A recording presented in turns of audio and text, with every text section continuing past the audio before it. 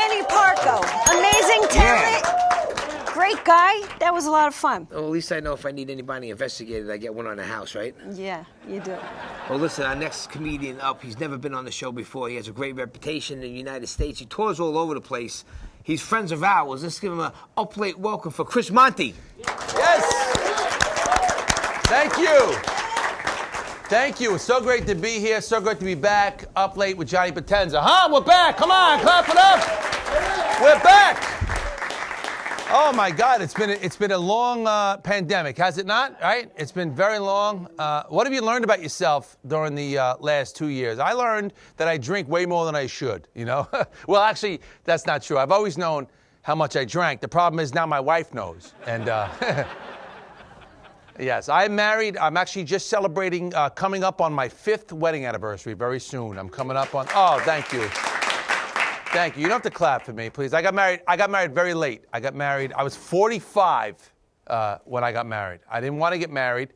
I still don't want to get married. But here's the thing. We're all grown-ups here in this audience. I'm not gonna lie to you nice people. I met my wife. We started dating, and then something happened, and we had to get married. You know, she got dental, and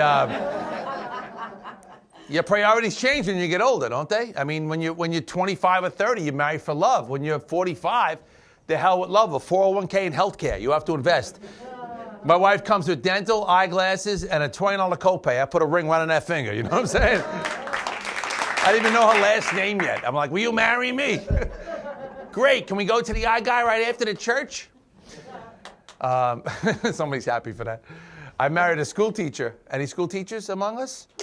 We do? How about we all clap for the school teachers, everybody? Clap for the school teachers. It's not easy being married to a school teacher, you know? It's like people think it's easy. Like, it's not easy for my wife to be married to somebody in show business, right? Because on weekends, when my wife is off, I'm out doing shows somewhere. Anywhere in this country, I'm somewhere. New Year's Eve, Thanksgiving weekend, holiday weekends, I'm gone. And that stinks for my wife, and I understand that. But there's a part of my wife's job, being a teacher, that stinks for me. You know what the worst part of being married to a school teacher is? Summer. Summer's long. Summer never used to be long. Now it's like it never ends. You know what I'm saying? You know what I'm saying? When I was a kid, summer used to fly. It don't fly no more. It crawls now. Like, during the pandemic, when we had the lockdown, remember that, when we were all locked in our home? My wife was home, teaching from home. So she was home from March of 2020 until September of 2021. Summer started early and lasted long. Every day you wake up and you're like, ooh, you again. This is nice. Now, why don't you go down and make the coffee? I'll meet you if I don't jump out the window. You know? This is my job. This is what I do. I tell jokes for a living. I travel around this beautiful country of ours, and I'm able to be a comedian. And then during that time, my wife got to see what I do in my time off, you know, or what I don't do, really. I don't do much, you know. I go from the bed to the couch. I'm that guy. You know what I'm saying? Like, my wife called me out on it, too. She had lunch break. She was teaching from home, doing the Zoom classroom. She comes up during that break, and she saw me at like 1 o'clock, sitting there having my coffee, and she's like, what are you doing? I'm like, having coffee. She's like, you just got up, didn't you? I'm like, no, I didn't. She said, yes, you did. This is your day?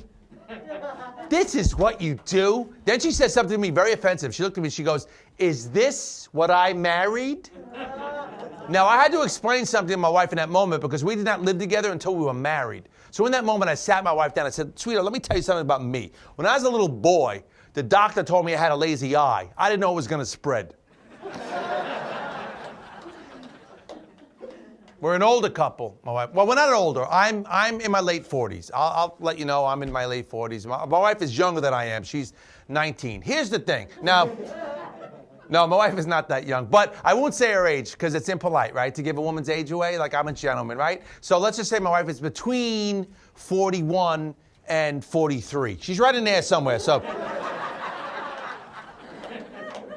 when you get married older, people want to know what's going on. You know, they want to know, hey, what are you guys doing? You know, they want to know if you're going to procreate, if you're going to have children. I had 2 aunts. My mother has 2 sisters. One is 90 and one is 87. And these witches, they come over and they interrogate me about my sex life. Have you ever been interrogated by an aunt that's 90? about what's going on in the bedroom. Like, she'll be having coffee, and she'll be like, are you trying? I'll be like, just finish your cake, Aunt Josephine, and get the hell out of my house. People want to know what's happening, and they give you advice, you know? People tell you, you know what? Maybe you're too old. A woman said that to my wife. A woman said, maybe you shouldn't have any children because at your age, you're a geriatric pregnancy. That's what women say. If you're over the age of 40, you're too old, which is nonsense. I'll tell you why it's nonsense. Because my grandmother, God bless her, my grandmother just turned 103 years old. Isn't that great? 103 years old. My grandmother came to this country from Italy. My grandma, little Napolitan woman, looks like E.T. Remember E.T.? I'm not kidding. You put a black dress on E.T. with a pair of rosary beads in the right hand, you got my nonna right here. My grandmother had 8 children.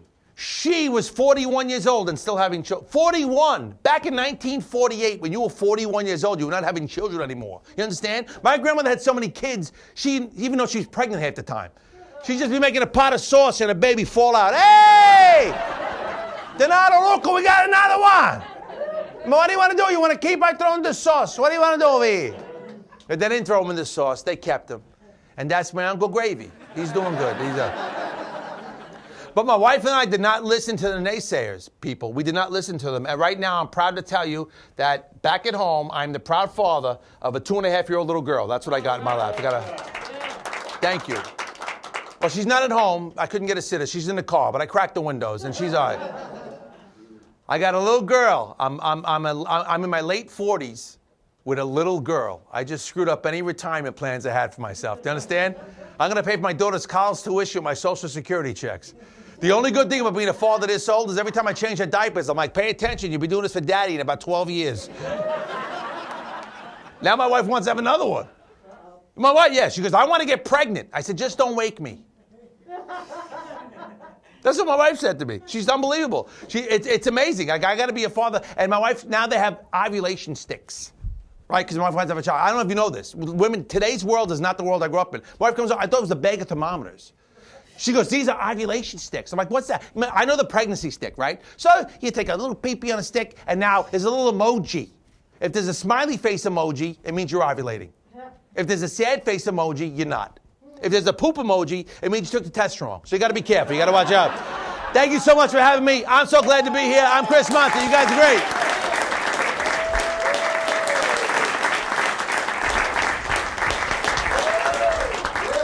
What's going on, my man? Nothing, man. Thanks for having me. You get a double ding. A double ding.